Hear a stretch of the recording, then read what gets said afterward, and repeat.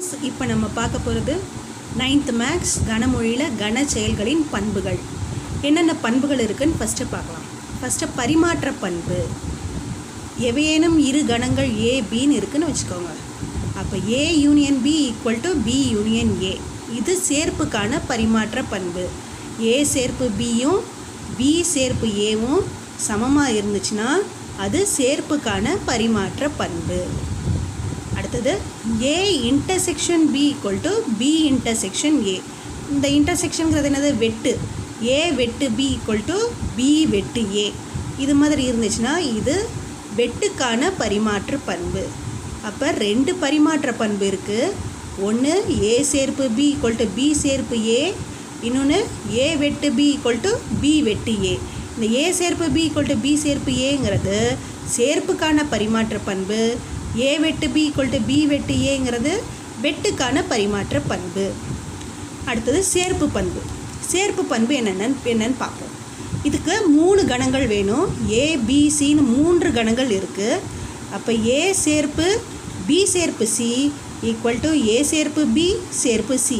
இதில் பாருங்கள், கடைசி 2 கணத்தில் ப்ராக்கெட் போட்டிருக்கு, இதில் முதல் 2 கணத்தில் ப்ராக்கெட் போட்டிருக்கு. ரெண்டுமே சேர்ப்பு தான். இந்த சிம்பலும் சேர்ப்பு, இந்த சிம்பலும் சேர்ப்பு, இந்த சிம்பலும் சேர்ப்பு, இந்த சிம்பலும் சேர்ப்பு. இப்படி வந்ததுன்னா இது சேர்ப்புக்கான சேர்ப்பு பண்பு. அடுத்தது ஏ வெட்டு பி வெட்டு சி ஈக்குவல் டு ஏ வெட்டு பி வெட்டு சி. இதில் எல்லாமே வெட்டு. இதில் கடைசியில் 2ல் ப்ராக்கெட் போட்டிருக்கு, முதல் 2ல் ப்ராக்கெட் போட்டிருக்கு. இது வெட்டுக்கான சேர்ப்பு பண்பு. இப்போ சேர்ப்பு பண்பில் 2 இருக்குது. ஒன்று ஏ சேர்ப்பு பி சேர்ப்பு சி ஈக்குவல் டு ஏ சேர்ப்பு பி சேர்ப்பு சி. இது சேர்ப்புக்கான சேர்ப்பு பண்பு. அடுத்தது ஏ வெட்டு பி வெட்டு சி ஈக்குவல் டு ஏ வெட்டு பி வெட்டு சி. இது வெட்டுக்கான சேர்ப்பு பண்பு.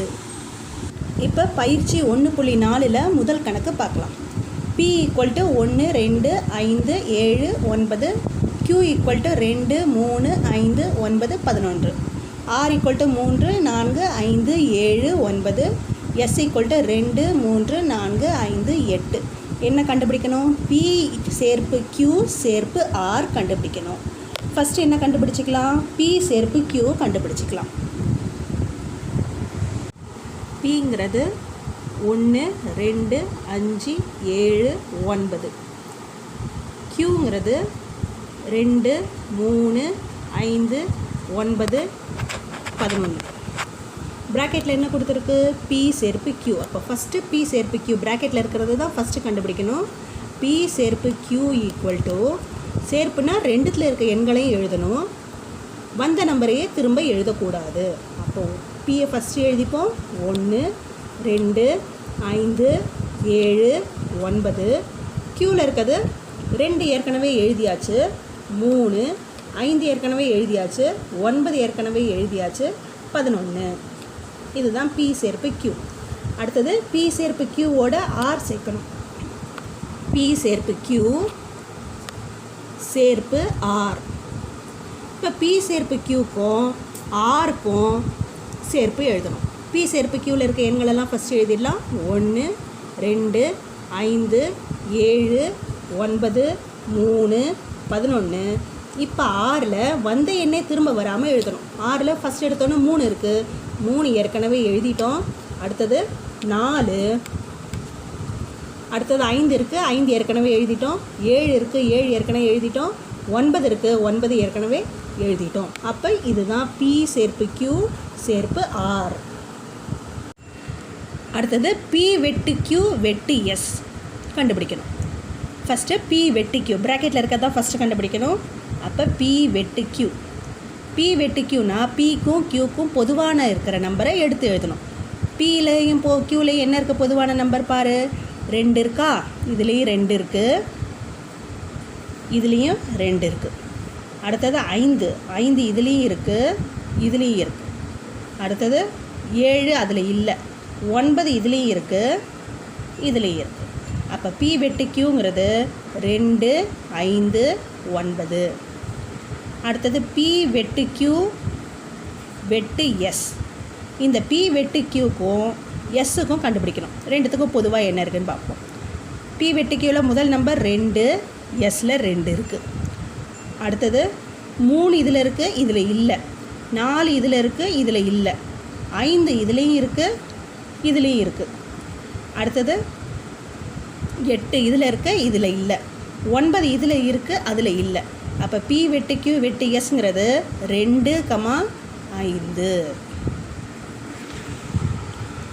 அடுத்தது Q வெட்டு S வெட்டு R கண்டுபிடிக்கணும். ஃபஸ்ட்டு Q வெட்டு S கண்டுபிடிப்போம். Q வெட்டு Sனால் என்ன? Qலையும் Sலையும் பொதுவாக இருக்கிற நம்பரை எடுத்து எழுதணும். இதில் 2 இருக்குது, இதுலேயும் 2 இருக்குது. இதில் 3 இருக்குது, இதுலேயும் 3 இருக்குது. இதில் 5 இருக்குது, இதுலேயும் 5 இருக்குது. 9 இருக்குது, இதில் இல்லை. 11 இருக்குது, இதில் இல்லை. 4 இதில் இருக்குது, இதில் இல்லை. 8 இதில் இருக்குது, இதில் இல்லை. அப்போ என்னென்ன எண்கள் வரும்? 2, 3, 5. அடுத்தது Q வெட்டு S வெட்டு R. இந்த Q வெட்டு Sக்கும் Rக்கும் பொதுவாக என்னென்ன நம்பர் இருக்குதுன்னு பார்ப்போம். இதில் 2 இருக்குது, இதில் இல்லை. இதில் 3 இருக்குது, இதுலேயும் இருக்குது. அப்போ ஃபஸ்ட்டு 3. அடுத்தது இதில் 5 இருக்குது, இதுலேயும் இருக்குது 5.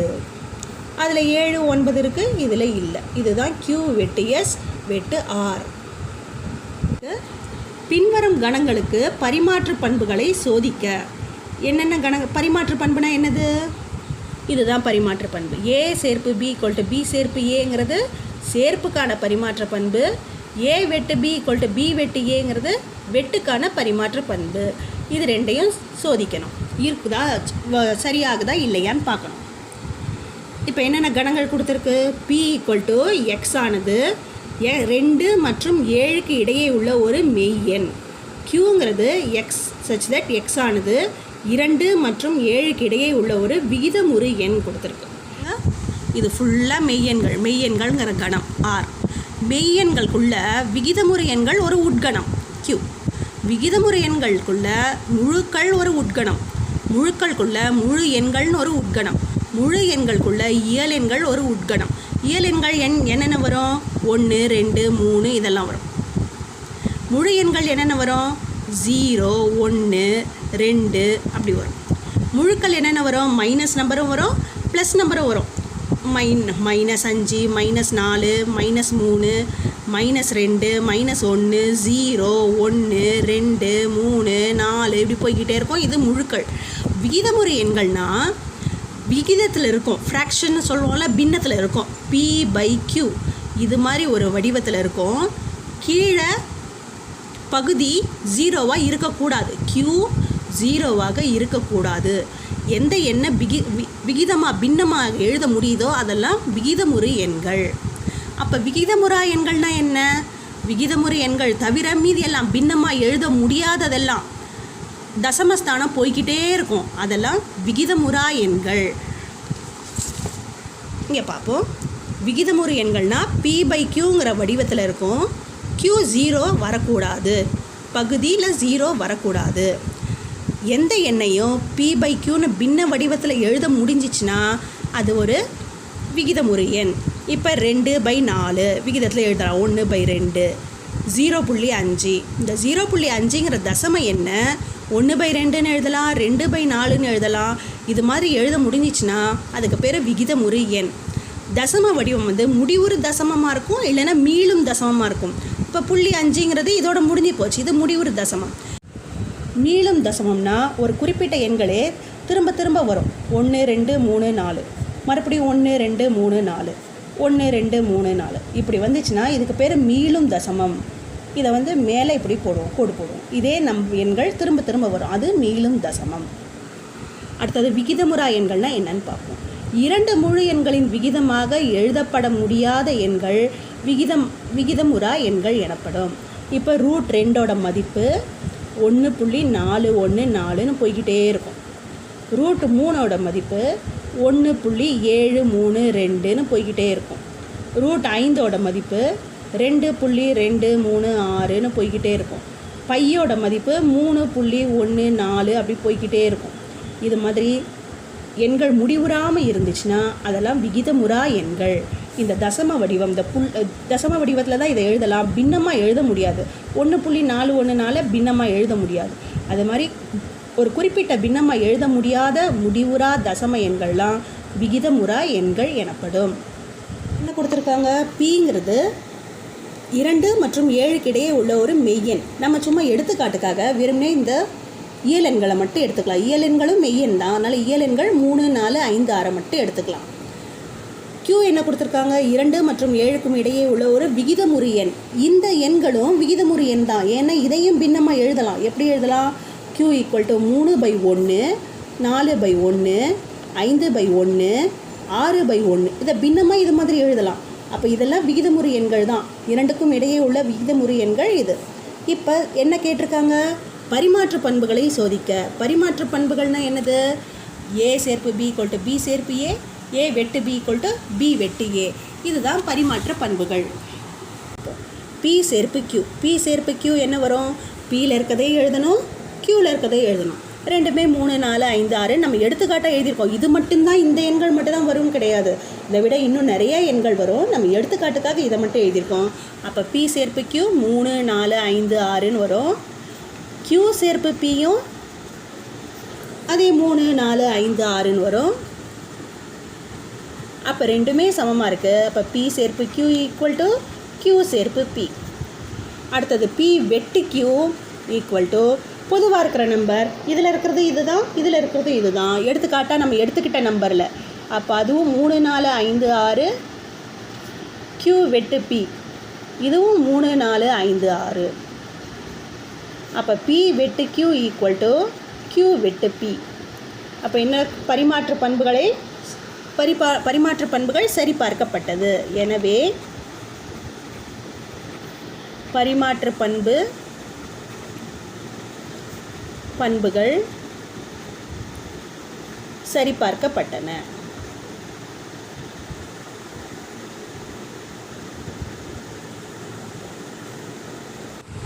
அடுத்தது மூணாவது கணக்கு பார்க்கலாம். A = PQRS, B = MNQST, C = MNPQS எனில் கணங்களின் சேர்ப்புக்கான சேர்ப்பு பண்புகளை சரிபார்க்க. சேர்ப்புக்கான சேர்ப்பு பண்பு என்ன வரும்? சேர்ப்புக்கான சேர்ப்பு பண்பு A சேர்ப்பு B சேர்ப்பு C = A சேர்ப்பு B சேர்ப்பு C. இதுதான் சேர்ப்புக்கான சேர்ப்பு பண்பு.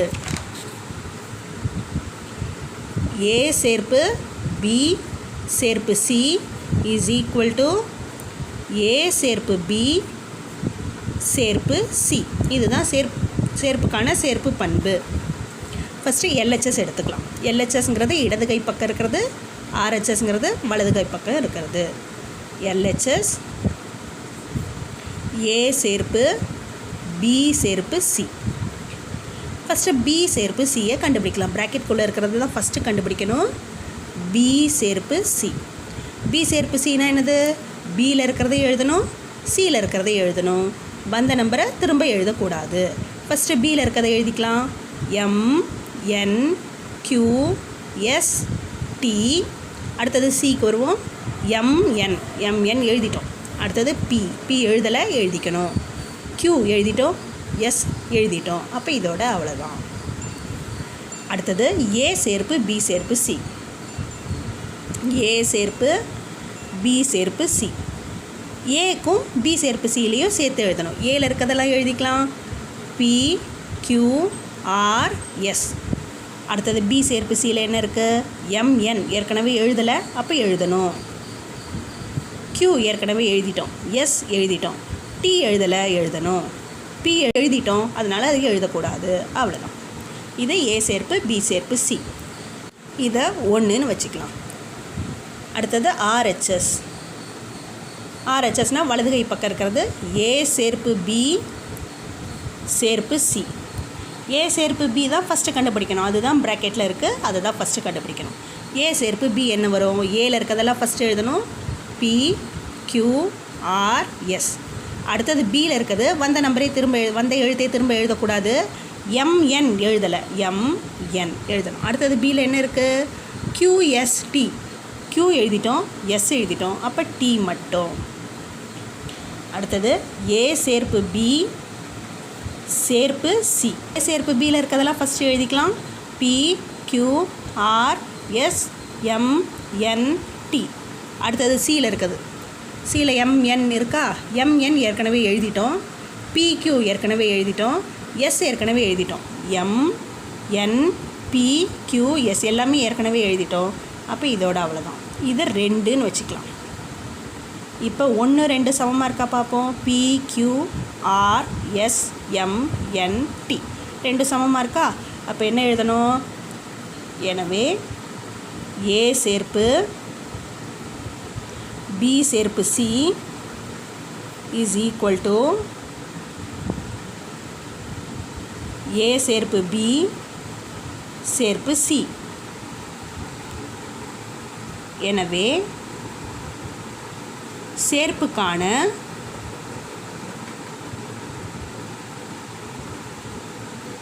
சேர்ப்பு பண்பு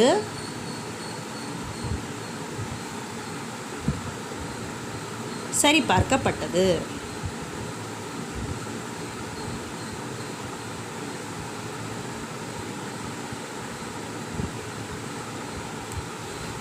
அடுத்தது 4வது கணக்கு பார்க்கலாம். 4வது கணக்கு என்ன கொடுத்துருக்கு? A = -11 √2 √5 7. B = √3 √5 6 13. C = √2 √3 √5 9 ஆகியவற்றிற்கு கணங்களின் வெட்டுக்கான சேர்ப்பு பண்பினை சரிபார்க்க. வெட்டுக்கான சேர்ப்பு பண்பு என்ன வரும்? A வெட்டு B வெட்டு C is equal to A வெட்டு B வெட்டு C is equal to A வெட்டு B வெட்டு C. A வெட்டு B வெட்டு C is equal to A வெட்டு B வெட்டு C. இதுதான் வெட்டுக்கான சேர்ப்பு பண்பு. ஃபஸ்ட்டு LHS இடது கை பக்கம் A வெட்டு B வெட்டு C. ப்ராக்கெட்குள்ளே இருக்கிறது தான் ஃபஸ்ட்டு கண்டுபிடிக்கணும். அப்போ B வெட்டு C. Bக்கும் Cலேயும் பொதுவான நம்பர் என்ன இருக்குது பார்ப்போம். -Bக்கும் Cக்கும் √3 இதில் இருக்குது. √3 இங்கேயும் இருக்குது, இங்கேயும் இருக்குது. அப்போ √3. அடுத்தது √5 இங்கேயும் இருக்குது, இங்கேயும் இருக்குது. √5. அடுத்தது 6 இதில் இல்லை, 13 இதில் இல்லை, இதில் இருக்க √2 அதில் இல்லை, இதில் இருக்க 9 அதில் இல்லை. அப்போ √3 √5. அடுத்தது A வெட்டு B வெட்டு C. ஏலேயும் B வெட்டு Cலேயும் பொதுவாக என்ன இருக்கு பார்ப்போம். B வெட்டு Cயில் இருக்கிறது √3 √5 அது இருக்கான்னு அதில் பார்ப்போம். அதில் √5 மட்டும் இருக்குது. அப்போ A வெட்டு B வெட்டு Cங்கிறது √5. இதை 1ன்னு வச்சுக்கோ. அடுத்தது RHS. RHSங்கிறது A வெட்டு B வெட்டு C. ஃபஸ்ட்டு A வெட்டு B கண்டுபிடிப்போம். A வெட்டு B. ஏக்கும் Bலேயும் பொதுவாக என்ன நம்பர் இருக்குது பார்ப்போம். √5 இதுலேயும் இருக்குது, இதுலேயும் இருக்குது. மற்ற இதெல்லாம் இதில் இல்லை, இதெல்லாம் இதில் இல்லை. அப்போ √5 மட்டும். அடுத்தது A வெட்டு B வெட்டு C. A வெட்டு Bயில் √5 இருக்குது, Cயில் √5 இருக்கா பார்ப்போம். √5 இருக்குது. அப்போ அது மட்டும்தான் √5. இது 2ன்னு வச்சுப்போம். அப்போ 1 2லிருந்து 1 2லிருந்து A வெட்டு B வெட்டு C is equal to A வெட்டு B வெட்டு C. எனவே வெட்டுக்கான சேர்ப்பு பண்பு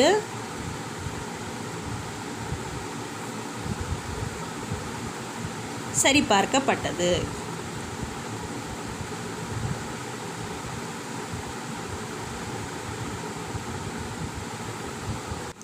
அடுத்தது 5வது கணக்கு பார்க்கலாம். 5வது கணக்கு என்ன இருக்குது? A = x such that x is equal to 2n n belongs to W மற்றும் n less than 4. n belongs to Wனா என்னது? முழு எண்கள். முழு எண்கள் எதிலிருந்து ஆரம்பிக்கும்? 0லேருந்து ஆரம்பிக்கும். ஆனால் n எதோட முடியணும்? 4ஓட முடியணும். அப்போ n என்னென்ன வரும்? 0 1 2 3. 4 விட குறைவாக இருக்கணும். இங்கே கீழே ஒரு கோடு போட்டால் தான் சமம், கீழே ஒரு கோடு இல்லை. அப்போ n விட குறைவாக இருக்கணும். அப்போ 3ஓட நிறுத்திக்கணும். n = 0 1 2 3. அடுத்தது B = x such that x = 2n. 2nனா 2 பெருக்கல் nன்னு அர்த்தம். n belongs to n. nங்கிறது இயல் எண்கள். இயல் எண்கள் எதுலேருந்து ஆரம்பிக்கும்? 1 2 3லேருந்து ஆரம்பிக்கும். ஆனால் n வந்து எப்படி இருக்கணும்? nக்கு சமமாக n விட குறைவாக இருக்கணும். அப்போ n என்னென்ன வரும்? 1 2 3 4. இப்போ நம்ம A கணத்தையும் B கணத்தையும் என்னென்னு கண்டுபிடிச்சிக்கணும். ஃபஸ்ட்டு A என்னென்ன வரும்? 2 அடுக்கு n, nங்கிறது என்னது 0 1 2 3. அப்போ 2 அடுக்கு 0, 2 அடுக்கு 1, 2 அடுக்கு 2, 2 அடுக்கு 3. எண்ணுக்கு பதிலாக இந்த மேலே இருக்க எண்ணுக்கு பதிலாக இந்த எண்ணோட மதிப்புகளை பிரதியிடணும். 0வை பிரதியிட்டோம்னா 2 அடுக்கு 0, 1 பிரதியிட்டோம்னா 2 அடுக்கு 1, 2 பிரதியிட்டோம்னா 2 அடுக்கு 2, 3 பிரதியிட்டோம்னா 2 அடுக்கு 3. இப்போ 2 அடுக்கு 0 என்ன வரும்? எந்த நம்பருக்குமே அடுக்கில் 0 இருந்துச்சுன்னா அதோட மதிப்பு 1. அது எவ்வளோ பெரிய நம்பராக இருந்தாலும் சரி, எவ்வளோ சிறிய நம்பராக இருந்தாலும் சரி, என்ன எழுத்தாக இருந்தாலும் சரி, அதோட அடுக்கில் 0 இருந்துச்சுன்னா a பவர் 0ங்கிறது 1, b பவர் 0ங்கிறது 1, 2 அடுக்கு 0ங்கிறது 1, 1000 அடுக்கு 0ங்கிறதும் 1 தான். எதோட அடுக்கில் 0 இருந்துச்சுனாலும் அதோட மதிப்பு 1. அப்போ இதோட மதிப்பு 1. அடுத்தது 2 அடுக்கு 1ங்கிறது 2 மட்டும்தான். 2 அடுக்கு 2னா 2 தடவை பெருக்க போகிறோம். 2 அடுக்கு 2னா 2 × 2 4. 2 அடுக்கு 3னா 3 தடவை பெருக்கணும். 2 × 2 × 2, 2 2 4, 4 2 8. அப்போ இங்கே என்ன வரும்? 4 8. இதுதான் A. அடுத்தது B என்னன்னு பார்ப்போம். Bங்கிறது பெருக்கி போடணும். எண்ணுக்கு பதிலாக 1 2 3 4 பிரதியிட்டு இதை பெருக்கி போடணும். அப்போ ஃபஸ்ட்டு என்ன வரும்? 2 × 1. 1 பிரதியிட்டோம்னா 2 × 1. அடுத்தது 2 பிரதியிடுவோம், 2 × 2. அடுத்தது 3 பிரதியிடுவோம், 2 × 3. அடுத்தது 4 பிரதியிடுவோம், 2 × 4. அப்போ என்னென்ன வரும்? 2 × 1 2, 2 × 2 4, 2 × 3 6, 2 × 4 8. இப்போ A கண்டுபிடிச்சாச்சு, B கண்டுபிடிச்சாச்சு, C அவங்களே கொடுத்துருக்காங்க. C = 0 1 2 5 6. நம்ம என்ன கண்டுபிடிக்கணும்? என்ன சரி பார்க்கணும்? கணங்களின் வெட்டுக்கான சேர்ப்பு பண்பு. வெட்டுக்கான சேர்ப்பு பண்பு என்னது? A வெட்டு B வெட்டு C = A வெட்டு B வெட்டு C. LHS ஃபஸ்ட்டு எடுத்துப்போம். LHS A வெட்டு B வெட்டு C. ப்ராக்கெட்டில் இருக்க தான் ஃபஸ்ட்டு கண்டுபிடிக்கணும். அப்போ B வெட்டு C என்னன்னு பார்ப்போம்.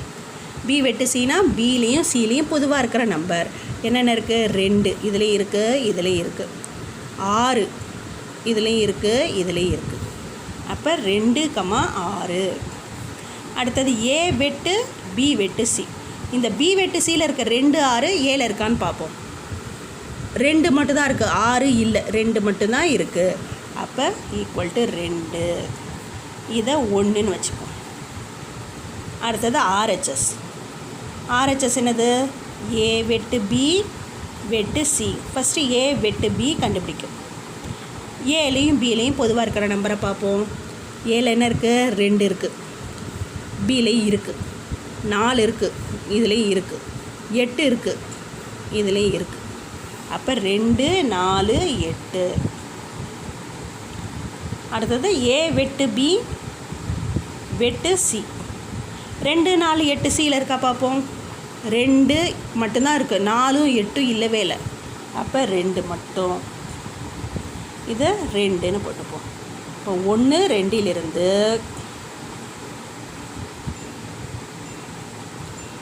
A வெட்டு B வெட்டு C = A வெட்டு B வெட்டு C. எனவே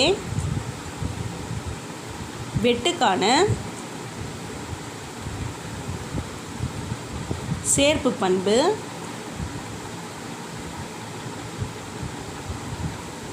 சரிபார்க்கப்பட்டது.